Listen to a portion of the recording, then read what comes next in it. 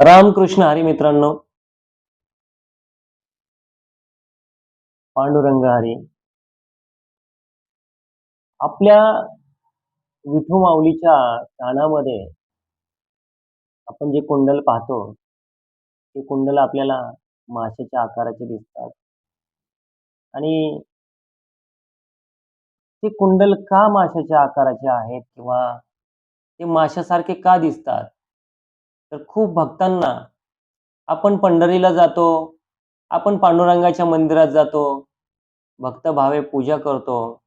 पण नेहमीच मनामध्ये एक प्रश्न पडलेला असतो, की पंढरीच्या पांडुरंगाच्या कानामध्ये जे माशासारखं आहे, जे कुंडल आहेत, तर हे कुंडल कसे काय आले आणि काय आले? तर आजची ही कथा मी तुम्हाला या कुंडलाची जी आहे, ती कुंडलाची कथा मी आज तुम्हाला सांगणार आहे. तर मित्रांनो, रामकृष्ण हरी. पंढरीचा पांडुरंग भगवान विष्णूंचा आणि श्रीकृष्णाचा अवतार आहे. आणि भगवान श्रीकृष्णाचा अवतार असताना आषाढी एकादशी म्हणजे हा तुम्हा आम्हांचा आणि वारकऱ्यांचा अगदी प्रेमाचा आणि लाडका सण जर म्हटला, तर आहे आषाढी एकादशी.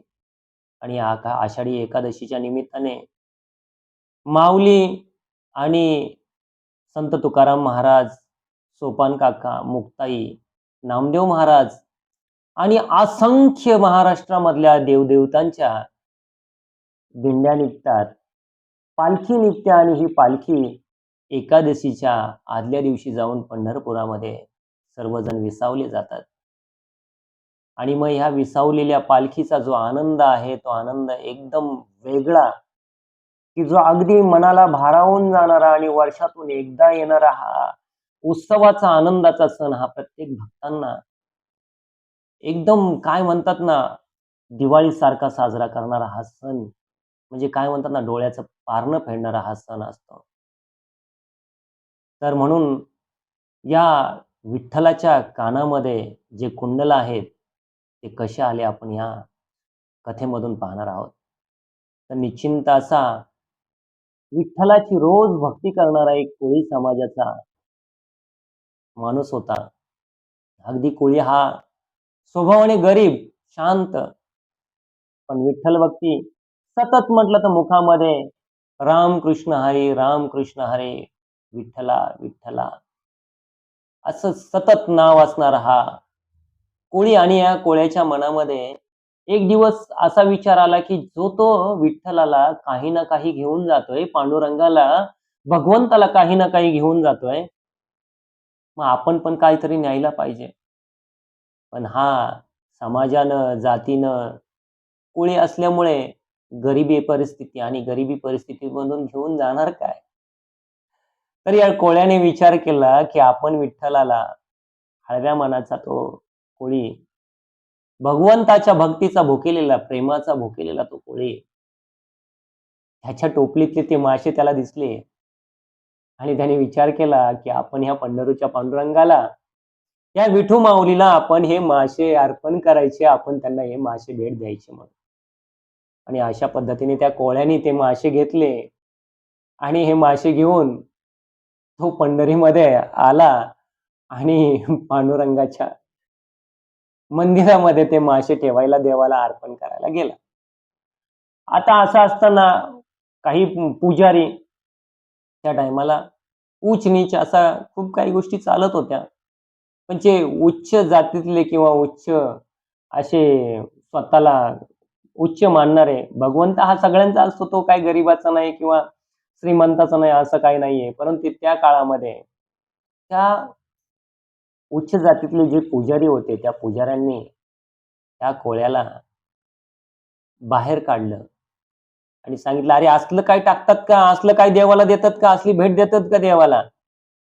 आणि असं म्हणून त्या माशासहित त्याला बाहेर काढलं त्या मंदिरामधून, पांडुरंगाच्या मंदिरामधून बाहेर काढलं. पण तो पुजारी सॉरी तो जो कोळी होता, तो देवाच्या तिथं बाहेर आपला थांबला. तिथेच विचार करत थांबला, "नाही, मी देवाला मासे अर्पण करायला आलो, पण काही देवाने ते हे नाही केलं." आणि तो तिथं विचार केला. परंतु पहा भगवंत विठुरायाची, विठू माऊलीची त्याच्या लेकरावरती किती प्रेम असतं आणि कसं असतं पहा.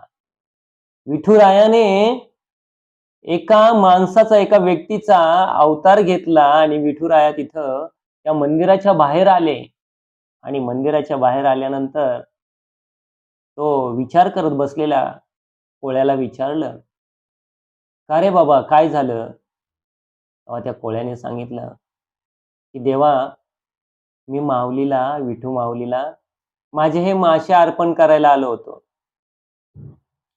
आणि त्यानंतर माऊलींनी त्याची भक्ती, विठुरायाने त्याची भक्तीला प्रसन्न होऊन विठुरायाने साक्षात त्यांचं रूप धारण केलं आणि ते त्या कोळ्याकडनं मासे घेतले आणि ते मासे म्हणजे विठुरायाच्या भक्तीचं प्रतीक. आजही विठुरायांच्या कानामध्ये त्या कोळ्याने, गरीब कोळ्याने दिलेले मासे आजी विठुरायाने कुंडल म्हणून घातले आणि या कुंडलांना मकर कुंडल असं म्हटलं जातं. तर ही भक्ती आहे.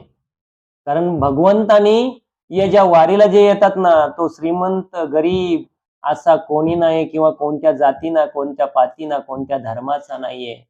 तर हा विठुराया म्हणजे सर्वांची माय आणि बाप आहे. काय?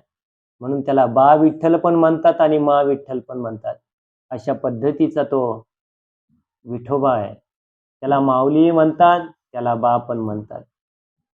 आणि मग ह्या कोळ्याचे जे कुंडल पांडुरंगाने कानामध्ये घातले, आज त्याला काय म्हटलं जातं? मकर कुंडल. ठीक आहे. तपते श्रवणी. म्हणजे अशा पद्धतीने या विठुरायाच्या कानामधले जे कुंडल आहे, ते माशाचे कसे झाले आणि कसे आले, तर विठुरायाने, विठू माऊलीने कधीही आपल्या भक्तांमध्ये, आपल्या काय म्हणतात ना, वारकऱ्यांमध्ये कधीही कोणता भेदभाव केला नाही. तर त्यांनी चोखा महाराला सुद्धा आपल्या खांद्यावरती घेऊन विठू माऊली फिरलेले आहेत. त्याच्यामुळे माऊलींनी कधी जात-पात किंवा धर्मभेद कधी पाहिला नाही. माऊली हे तुम्हा आम्हा सर्वांचे. तर एकादशीच्या, आषाढी एकादशीच्या, जिला दशशयनी एकादशी म्हणतात, त्या एकादशीच्या म्हणजेच आषाढी एकादशीच्या आपणा सर्वांस हार्दिक हार्दिक शुभेच्छा. पांडुरंगाची कृपा, आशीर्वाद आणि छत्र छाया तुमच्या शिरावरती अखंड असू द्या. रामकृष्ण हरी. जय जय रामकृष्ण हरी. धन्यवाद. नमस्कार.